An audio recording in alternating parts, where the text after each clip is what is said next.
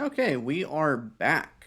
And one of the comments I get quite often is, what do you use for controls and how do you set them up? And I think doing a hopefully relatively short guide to setting up controls will be easy clickbait to grow the channel, but also make people better at the game because I want people to be more gooder.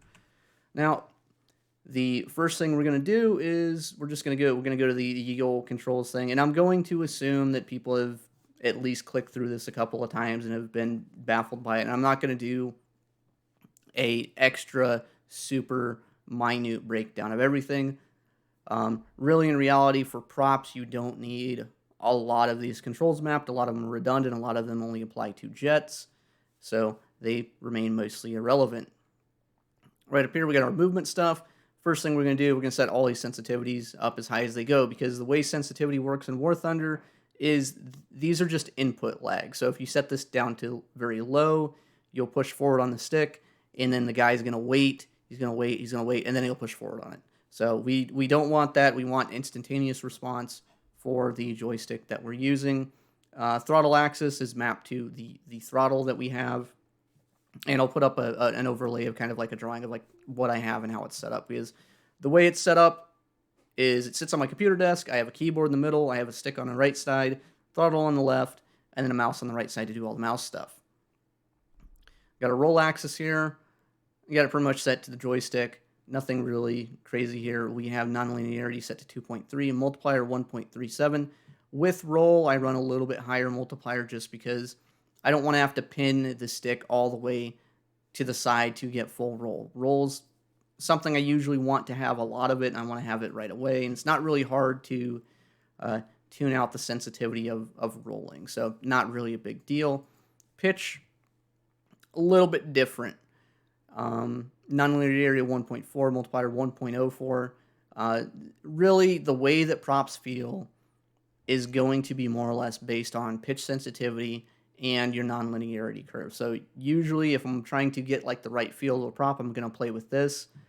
I'm not really going to play with this so much. I don't want to put it up. I don't want to put it down too far as well, because I think if you put it down, you're not going to get full elevator input. Like a sensitivity 0.31, you see the green square up there, really doesn't move. So it means that when I want to have full stick back, especially at high speeds, you're not going to get it.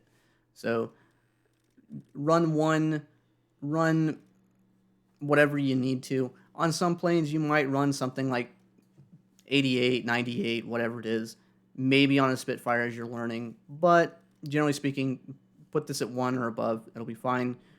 Correction just basically sets where the default position is.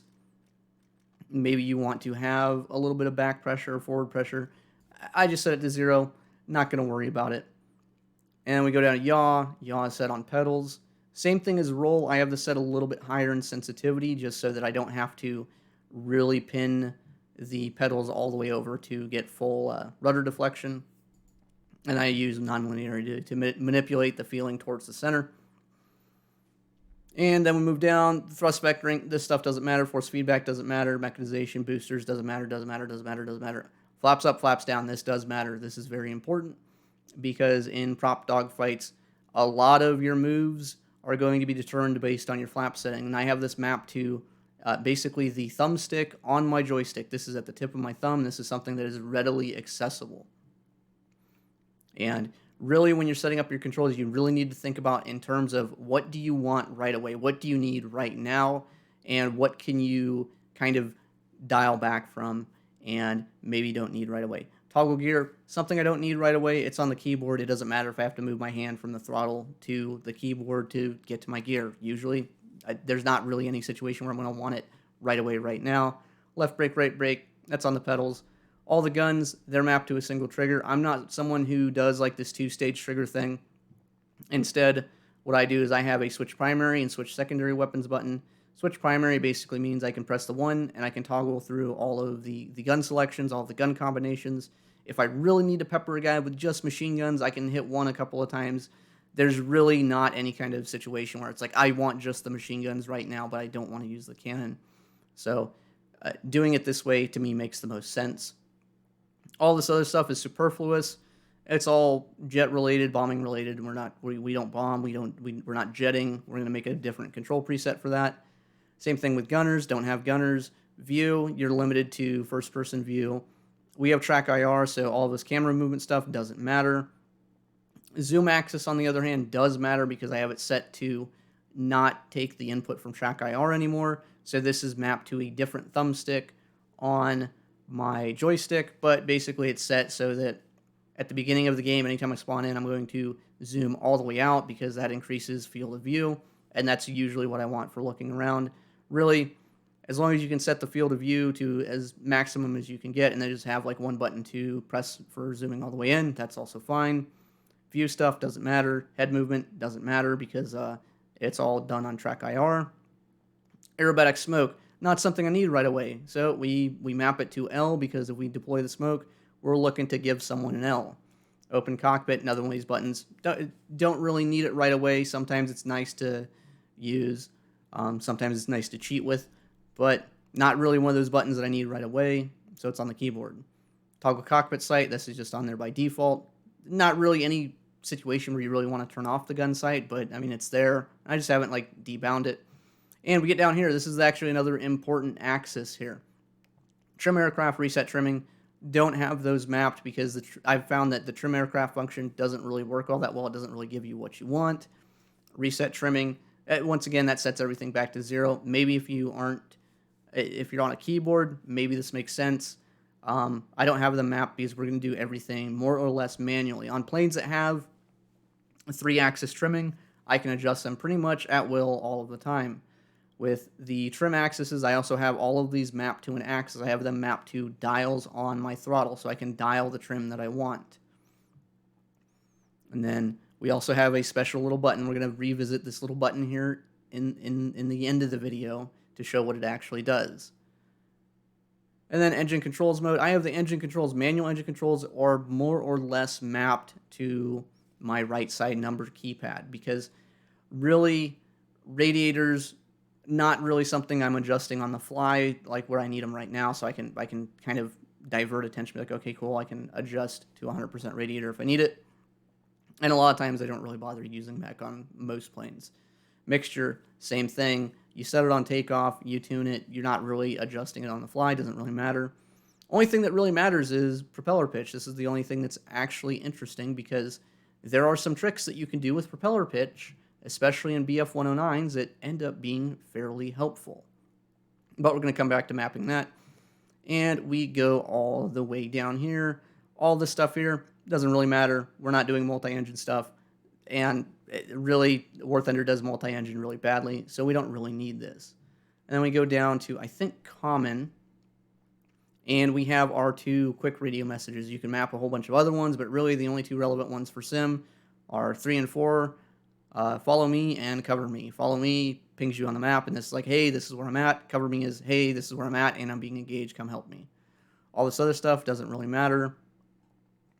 And then the last thing that matters is control zoom with head tracking. We have that set to no. If you look at any of my earlier videos, you see that my head moves around back and forth a lot, and I'm getting away from that. If I turn this on, it means that going back and forth will zoom the cockpit in and out, and there's a way to get full field of view, but it is kind of janky to do, so I'm just going to turn that off, and we're going to use the zoom buttons that we mapped before. Now, let's go into just trimming the aircraft before we go into the little hacks that we're going to do. Of course, we start the engine, pretty typical. Now, on the BF-109s and on most of your World War II planes, they don't have 3-axis trim, which means that you're going to have to go to the test flight and you're going to have to manually adjust the trim and then save it in order to get the right flight performance that you want, or the right kind of like control pressure. Now, the 109s are pretty simple. We got an elevator trim. This is actually adjustable in game, so doesn't really matter. Same thing with the elevator trim. I'm pretty sure the elevator trim is also adjustable. But we're going to trim for more or less straight and level flight at, let's call it around 400 kph. So we let go of the controls. It's nosing down. That's fine. We can adjust that in game. Not a big deal.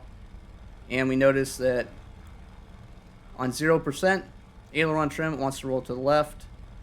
6% seems to be a pretty good number for the 450 kilometer per hour range, but we're going to go back just a little bit because that should get us a pretty good feeling. Like, I can move the stick a little bit left and right and maintain more or less level flight. Rudder trim. We're going to watch our little dingle dangle ball down here. And let's go 0%, -1. Let's go -1. And we'll do a turn and see what happens. So you can either trim for level flight or you can trim for the turn. You have to do either rudder input for flying straight or rudder input for turning. And this here is pretty normal for me for a 109. I got a little bit of left rudder, but it's pretty easy for me to maintain. I've kind of memorized this position, so it's pretty straightforward. We'll do a right turn. Same kind of rudder input. It's going to be slightly different, but kind of the same. We got the ball centered, so this is a trimmer's fixation. That's going to work for us pretty much okay. And so it's been saved. I'm going to trim for a climb anyways. And then we're going to go back into controls because we're going to go back and we're going to show you some tricks. Now, the first trick that I'm going to show is the propeller pitch trick, and if you've played ARB, you already know what this is, but maybe you haven't mapped it in Sim. And there's a way to do it that I've kind of finagled, that I've kind of came up with, that is kind of interesting. So the controls that we need to have engine controls mode. We need to be able to toggle between auto and manual, because if you're in auto engine controls, it's not going to work.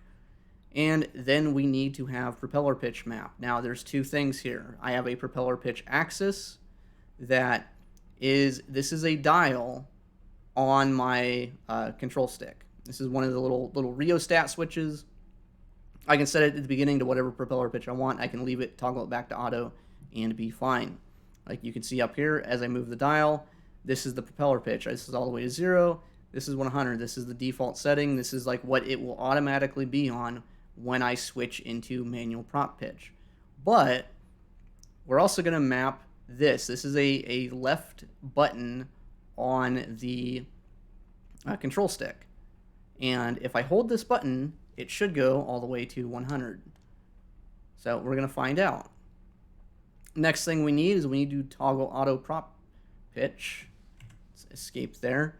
And we have this mapped to the same button as the max propeller pitch button. So in theory, I should be able to be in manual engine controls, push one button, and if I hold it, it will maintain 100%. As soon as I release the button, it's not going to kick it out of manual mode, but it's going to revert to whatever I have dialed in. So in theory, I should be able to dial to 69% at the beginning of a game, leave it there, and then be able to push a button and have it go all the way to 100% if I hold, but have it immediately revert if I don't.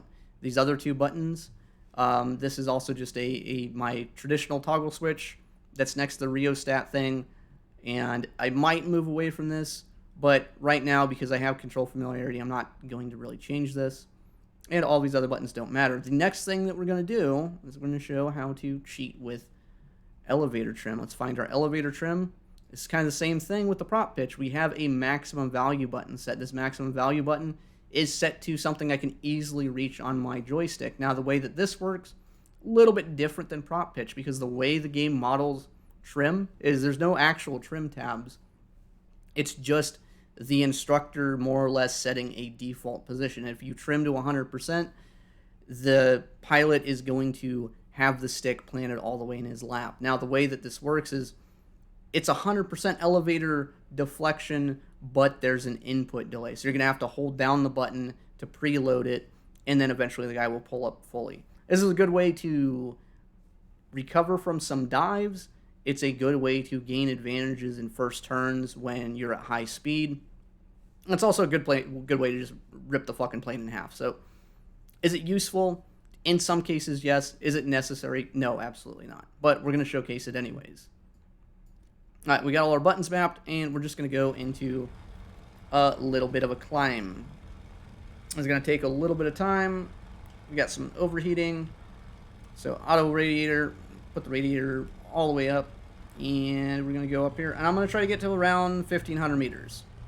just to see if the old control scheme has worked. We test the elevator trim button, and as you see, the elevator trim button will override the default elevator trim. So as I push this, the guy's going to slowly pull the stick back, and he would pull it all the way back. We're not going to stall ourselves out yet, though. And if you're trying to target like a higher AOA that you can't get from compression zone, you can just kind of do this, and the guy's just going to like pull it back, release it, pull it back, release it. So we're at 1500. Let's go into a dive. And we're going to try to set this for dive recovery. Elevator 100, and we are pushing forward on the stick. And look at that. Bam. All dive recovery. And the next thing we're going to do is we're going to test the prop pitch brake. Make sure we're going to throttle back to 0 so we don't nuke our engine, and preset to 69%. This is our good setting for trolling people in the 109 and going up better. And let's gain a little bit of altitude and see if we can do the prop pitch brake. Same thing. I think I'm going to get up to, let's call it 1500 meters again, and see what happens if we go straight down at 50% throttle. Now with the prop pitch brake, I think the most efficient throttle setting is, well, the most efficient one is 100%, but it also blows the engine up right away, so don't do that. But I think you can go up to 50% throttle and be fine unless you're at very high speeds. In that case, go to 0% throttle and then use it. And the other way to do it is you can do it manually by switching to manual prop pitch and then just using the rheostat thing to dial up. That's usually what I've done, but this is a new method. It's new tech. We're going to try it out. Got 1700 meters. I'm going to go down.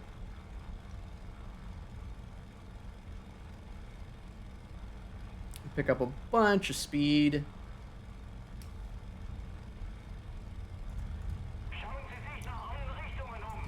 700, 50% throttle, 100% brake. Look how much we're shedding for speed.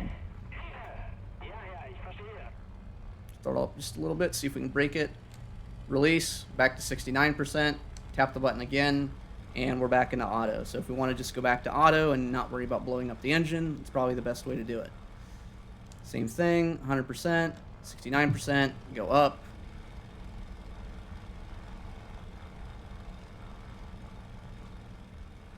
Coming back down again. Get to the speed we don't want to blow up the engine, back to auto. Now let's see.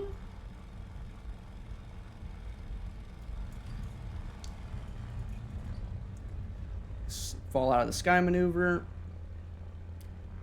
Back to 100, back to 69. Gain speed again. Back to auto. So I actually really like that. I think that's going to be really cool. I think everyone should like and subscribe to the channel and follow that, because that's some real tech right there.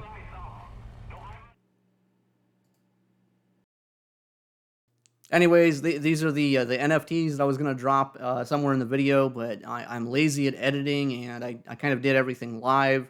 So this is the orientation of my controls. You got the monitor, you got the computer desk, you got the control stick on the right, and you have the throttle on the left. And these are the actual controls that I use. I use the X56 for throttle stuff and the pedals, and then I use a Gunfighter for stick stuff. And I got it because I thought it was cool, and it is cool. So this is what I got.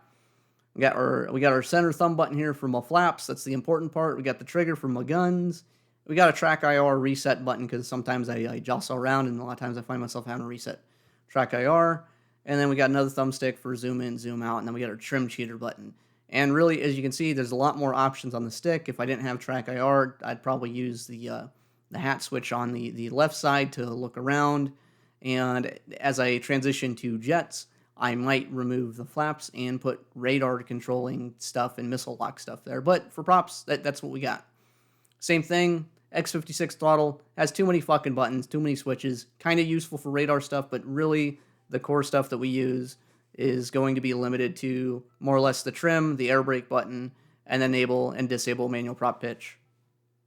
Yes, this thing has other buttons, miniature joysticks. Like they somehow grafted like 3 miniature joysticks on the right hand side. They're totally useless. Really, you don't need all that many buttons, but they're there if you want them. Anyways, that's the video.